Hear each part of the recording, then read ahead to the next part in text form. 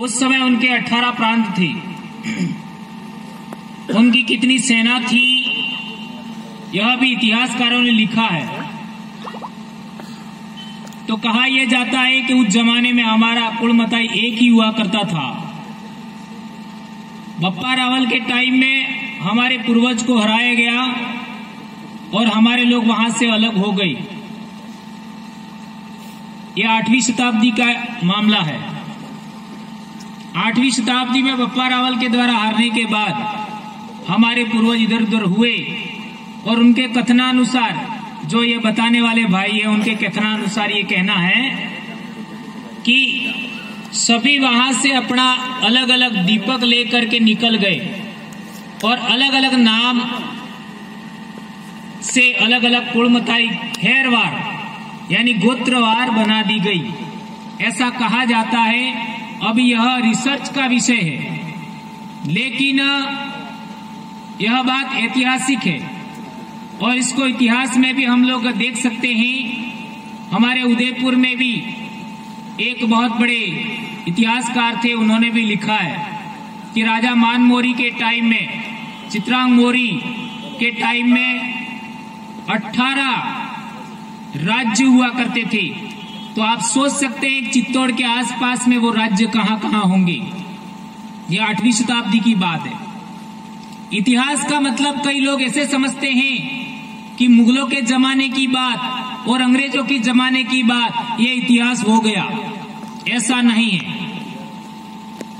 आज भी हम लोग भील आदिवासियों के इतिहास की जब भी बात करते हैं तो हम लोग ज्यादा लास्ट चले जाते हैं। उज्जैन में हमारा जो गर्दबिल्ल राजा था, यानी 1 सदी ईसा पूर्व, यानी जो संवत शुरू होता है उसके आसपास।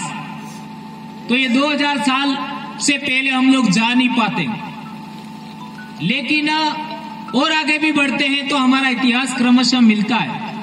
लेकिन इसको हम लोग ढूंढने का कोशिश करना चाहिए और बखूबी हम लोग आदिवासी परिवार, हमारा जो विश्वविद्यालय है उसमें हम लोग ये बात रखते हैं। चूंकि आज हमारा शिक्षक अधिवेशन है तो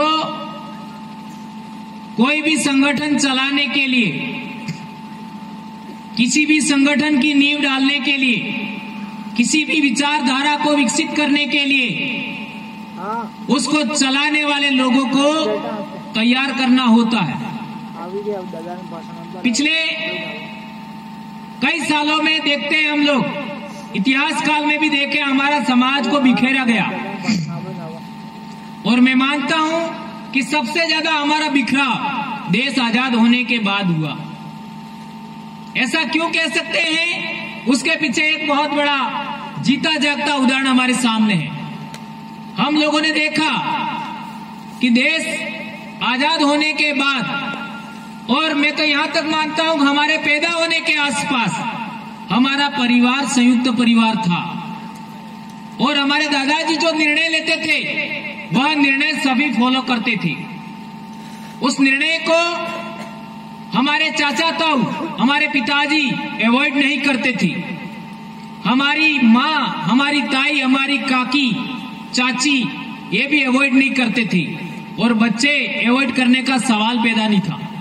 लेकिन पिछले 20-30 साल में हमने देखा कि हमारा समाज इतना टुकड़ों में बंट चुका है, इतना कहने का मतलब बिखराव हो चुका है। आज एक क्लास के 20 बच्चे एक शिक्षक के द्वारा नियंत्रित नहीं हो रहे। क्या मैं सही कह रहा हूं? सही कह रहा हूं या गलत कह रहा हूं? सही। ये हालात है और मैं तो यहां तक कहना चाहूंगा, क्योंकि वो बात सच है। कोई व्यक्ति इसको माने या ना माने, गलत माने, लेकिन एक परिवार के अंदर 3 बच्चे हैं तो वो भी माँ बाप दोनों मिल करके उसको कंट्रोल नहीं कर पा रहे हैं। क्या सही कह रहा हूं ये बात?